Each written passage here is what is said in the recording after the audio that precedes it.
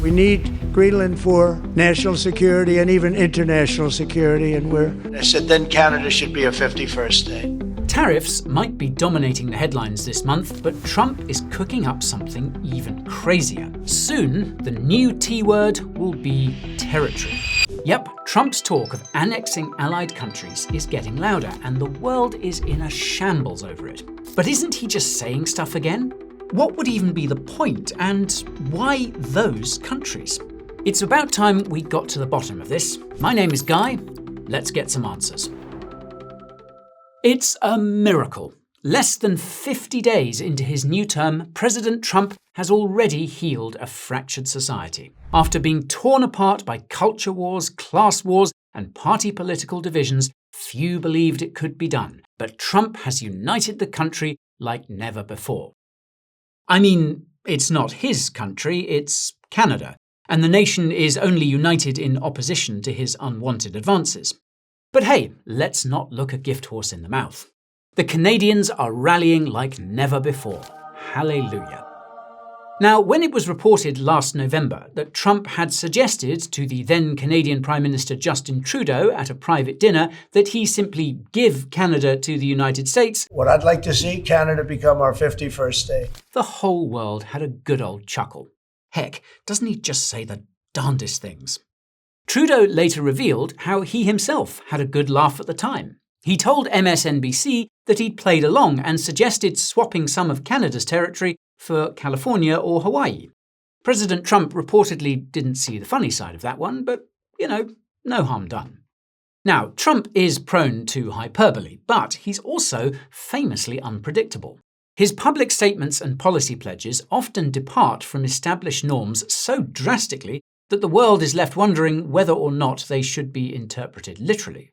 Trump's first term as president showed us that this is a feature and not a bug of his leadership. For every extraordinary policy pledge he made on the campaign trail that turned out to be just hot air, there was another that he meant very literally and pursued with vigour. For example, in 2016, Trump campaigned on an extraordinary pledge to eliminate the US national debt. But when he left office in 2021, it was $8 trillion higher. There was never a serious effort to make good on this pledge, so it can be dismissed as nothing but rhetoric. To be fair, though, there was a global pandemic, so there's that. But then there was Trump's repeated promise to drain the swamp, a bold commitment to root out corruption in Washington, D.C. and reduce the influence of special interests and lobbyists. Notably, this included a signature pledge to incarcerate Hillary Clinton. But just days after winning the 2016 presidential election, Trump said, quote, "I don't want to hurt the Clintons." And after assuming office, Trump confirmed that he had no intention of pursuing an investigation into Hillary Clinton. Trump also had a funny way of draining the swamp that involved appointing ExxonMobil's CEO as Secretary of State, not passing any significant anti-corruption legislation, and presiding over an increase in lobbying in Washington, D.C. So, in hindsight, draining the swamp also looks like more empty words. However, on other occasions, Trump's extraordinary pledges turned out to be sincere. In December 2015, he called for, quote, "a total and complete shutdown of Muslims entering the United States until our country's representatives can figure out what is going on." Now, this was met with bewilderment and skepticism around the world. A common response was, you can't just do that. Now, some Trump supporters suggested critics were being too pedantic about it. Trump was a deal maker, a player of 4D chess, and you couldn't appreciate his strategy by nitpicking his every word. Let the man cook. Yet, after being inaugurated, Trump set about doing exactly what he said he would.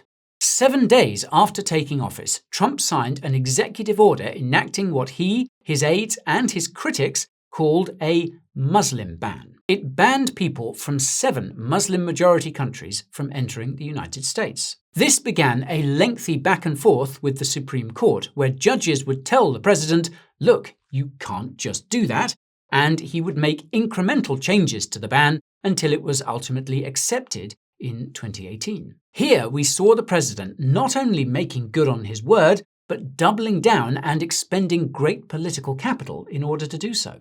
Another prominent example was Trump's pledge to build a wall to seal the US-Mexico border. After Trump started talking about his border wall idea, critics dismissed its feasibility, citing logistical, financial, and diplomatic hurdles. Some of his allies acknowledged the feasibility concerns and interpreted the wall rhetoric as a symbolic political gesture. However, Trump meant what he said, literally, and he stretched the powers of his office to their limits to make it happen. He aggressively pursued funding, declared a national emergency in 2019 to redirect federal funds after Congress refused appropriations, and oversaw the construction of over 450 miles of border barriers by 2021.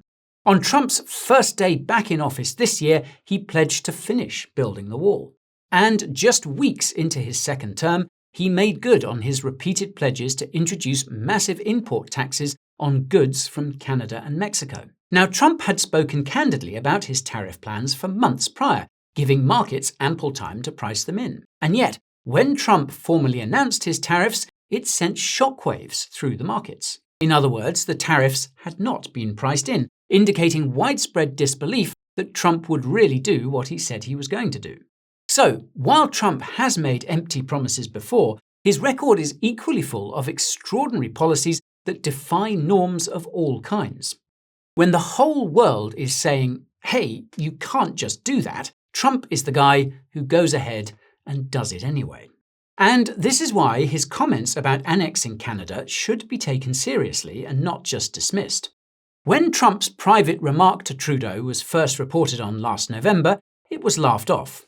But the laughter quickly turned nervous when, in December, Trump publicly described the then Canadian Prime Minister as governor of the, quote, great state of Canada. Amid Trump's threats to impose massive tariffs on goods from Canada, there was little appetite for ribaldry north of the border. But Trump just kept on going. By early January, he began suggesting to, quote, get rid of the US-Canadian border, calling it an artificially drawn line. He tweeted 2 images of maps showing Canada as part of the United States and claimed, quote, many people in Canada love being the 51st state. Later that month, Trump reiterated, quote, I would love to see Canada become the 51st state, and caused further alarm by including in his address during the World Economic Forum in Davos, quote, Canada, you could always become a state. Now, the US spends almost 50 times more on defense than Canada does, so it could probably conquer Canada quite easily if it wanted to. Thankfully, though, when asked by a reporter if he was considering annexing Canada by military force, Trump gave a firm no. However, he added that he intended to do so by economic force instead. This provides important context for Trump's Canada tariffs. Now, there's been much confusion about Trump's motives for launching a trade war against America's closest ally. His complaints about trade ring hollow, since it was only at his insistence that the US, Canada, and Mexico scrapped NAFTA for the current USMCA free trade agreement back in 2018. Meanwhile, official rationale about fentanyl and migration from Canada is transparently false. The US is in fact a net exporter of illegal fentanyl to Canada. Moreover, it's widely accepted that the tariffs are to the benefit of no one in particular and will cause much suffering in the United States. So, what's the point? Well, it looks like Trump is just trying to twist Canada's arm until the whole country begs for mercy. Canada sends 75% of its goods and service exports south of the border. If Americans just stop buying, Canada's economy is completely screwed. So the question then becomes, what does Trump want? Well, Trump's rationale for tariffs in general is twofold. Firstly, where trade continues despite the tariffs, it's a big win because the revenue collected from tariffs will make the US, quote, rich as hell. Of course, the tariffs are paid by American businesses and consumers, so it's only the federal government that could become rich as hell, and only to the extent that tariffs make ordinary Americans poor as hell, but, well, let's not get bogged down in the details. Now, the second reason is that tariffs will get foreign businesses to relocate production to the US. This is Trump's plan to repatriate jobs, particularly in manufacturing, that were outsourced to wherever the cost of labor was cheapest over the last 50 or so years. Now, protecting and promoting local jobs is a more orthodox use for tariffs. However, Tariffs intended to accomplish this are normally limited in scope and targeted at specific, often strategically important industries. If they're not used judiciously, tariffs can easily do more harm than good. But Trump's tariffs are huge and indiscriminate. It's a sledgehammer approach, and it suggests he's up to something else, say, using economic force to annex Canada, like he said he would. At least this is what Justin Trudeau claims is happening. He said that the purpose of the tariffs is to usher in the, quote, complete collapse of Canada's economy in order to annex the country. We have no reason to think he's exaggerating. If the tariffs persist and if they increase, the effects on the Canadian economy would be catastrophic. The Quebec Premier, François Legault, has warned his province could lose up to 160,000 jobs over the next few months. Now, economic collapse is a surefire recipe for political discontent, and political discontent is a must if you want to effect regime change without spilling too much blood. Okay, so there is some kind of discernible strategy here. The tariffs are Trump's weapon for beating Canada until it doesn't want to be a country anymore. But this still doesn't answer why Trump wants Canada in the first place. I mean, it could be about jobs, but that's a funny way of going about it. So let me get this straight. Instead of bringing the jobs to America, you bring America to the jobs? I have to admit, I hadn't thought of that one. So this could be a 9,000 IQ move to increase the number of American jobs by precisely the number of jobs that are currently Canadian. However, we think what Trump really wants is Canada's natural resources. Trudeau told a private meeting of business and labour leaders in early February that the US is, quote, very aware of our resources, of what we have, and they very much want to be able to benefit from those. But Mr. Trump has it in mind that one of the easiest ways of doing that is absorbing our country. And it is a real thing. Now, Canada supplies the US with most of its crude oil, as US production is not able to meet demand. However, Canada has something that the US needs even more. In the 21st century, the real envy of the continent is Canada's mineral wealth. Canada is home to vast reserves of critical minerals, which have been described by the World Economic Forum as the, quote, oil of the 21st century. These minerals include rare metals, which are used in increasing quantities in virtually every advanced technology, from AI to EVs and high-value-added steel. Rare metals are of special strategic importance for weapons manufacturing and aeronautics, as well as in the energy sector, where demand is expected to triple over the next 5 years, according to the International Energy Agency. Currently, China controls around 60% of global production of critical minerals and 85% of processing capacity. But since 2008, the US has opted for an adversarial relationship with China and is now desperately trying to unwind the economic interdependence built up since the 1970s. Establishing new supply chains for critical minerals has become a high priority. So, where should the US look? Well, significant deposits exist in South America, Sub-Saharan Africa, and Eastern and Central Europe. But the problem is, many of their countries are now wary of the resource curse that underpinned centuries of colonial and neo-colonial relationships. Many of them fought tooth and nail for independence just a few decades ago and will not roll over easily when US business interests come knocking. In 2019, the US and Elon Musk showed the world what they think of countries like this. That year, the CIA openly backed a bloody coup in Bolivia, which is home to the world's largest reserves of lithium. According to deposed former President Evo Morales, Washington had not forgiven his country for choosing to seek lithium extraction partnerships with Russia and China rather than the US. Morales also accused Elon Musk of supporting the coup to secure lithium access for Tesla. Musk half-heartedly denied this, but later tweeted, quote, "We will coup whoever we want. Deal with it." Anyway, more recently, you'll recall that the US has been working on a minerals deal with Ukraine. Throughout the current war with Russia, Ukraine has been advertising its critical mineral deposits as a form of leverage. But importantly, it's not known how much of these are commercially viable. Moreover, it's not clear that Ukraine is able to provide the critical minerals that the US really wants. A draft agreement shows that the crux of the deal involves Ukraine ring-fencing half of future natural resource project revenues for defense spending. Along with geopolitical and commercial considerations, developing a new supply of critical minerals can be extremely difficult and expensive, especially if the reserves are untapped or, worse, poorly understood, as is the case in Ukraine. Generally speaking, huge investment is needed to open new mines and develop the advanced technical infrastructure needed for extraction, refining, and processing. And this can explain why the Trump administration is drooling over Canada. It has strategic reserves of key critical minerals that the US needs, including lithium, graphite, nickel, cobalt, copper, and rare earth elements. It also has the mining and refining infrastructure to exploit them. And it's right there, man. Instead of dealing with these Bolivian punks, why don't we just take Canada? Or, Greenland?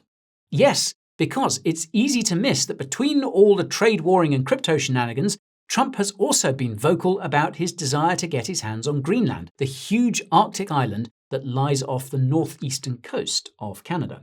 Now, Trump talked about buying Greenland during his first term, but this time he's much more insistent and has refused to rule out seizing the island by military force, citing US national security reasons. This has caused a political crisis in Denmark, which colonized Greenland 300 years ago and only granted it the right to self-governance in 1979. Now, Greenland is physically closer to Washington, D.C. than it is to Copenhagen, and is populated by about 57,000 mostly indigenous Greenlanders. Perhaps this is why Trump speaks more openly about his motives regarding Greenland. Surprise, surprise, it's natural resources again. Greenland is rich in critical minerals and oil, and it also sits close to strategically important shipping lanes in the North Atlantic and Arctic Oceans. The only problem is most Greenlanders do not want to be American. They don't even want to be Danish. Trump's recent threats to take the island by force have galvanized an unprecedented independence movement on the island. Just a few days ago, Greenland held parliamentary elections which saw the centre-right opposition Democratic Party gain 30% of the vote, with another opposition party, Nalerak, gain 25%. Both parties favour independence from Denmark, but, crucially, neither is advocating becoming a US state. The island has been largely united by the rallying cry, "Greenland is not for sale." One opposition party candidate told Associated Press that Trump's threats were, quote, "an historic moment for Greenland. Compared to 2 months ago when nobody was talking about independence, now everybody's talking about it." If Trump keeps up his threats, he'll have united 2 whole nations, albeit one lacking statehood, like few modern leaders could ever dream of doing. It's a remarkable, if self-defeating, accomplishment. If Trump was a details guy, he'd do well to put the US AID band back together again. That would give the CIA the plausible deniability it needs to get the wheels of regime change spinning once more, just like in the good old days. But there he goes again, saying the quiet part out loud. Man, he just says the darndest things. Anyway, at the moment, the possibility of the US annexing Canada or Greenland seems remote. But like I said, Trump is unpredictable and tends to defy norms. So, let's just imagine that the US does somehow annex one or both. What on earth will this do to the markets? Well, in any case, annexation will be enforced against the wishes of the annexed population, and this will be a major turning point in world history. So, until the dust settles on a new international order, risk assets would probably be absolutely slaughtered. If you thought the market reacted poorly to the crypto summit, the strategic Bitcoin reserve, and all of the rest of the bullish Trump catalysts, you ain't seen nothing yet. Territorial takeovers will make tariffs look tepid by comparison. I mean, can you see ETH pumping in response to the US deleting the Canadian government or causing the collapse of NATO by seizing Greenland from Denmark?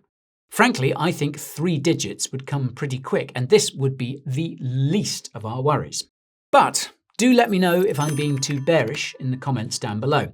Would the expansion of the American empire actually be a good thing? Or is the global order about to get completely flipped, with World War III the inevitable result?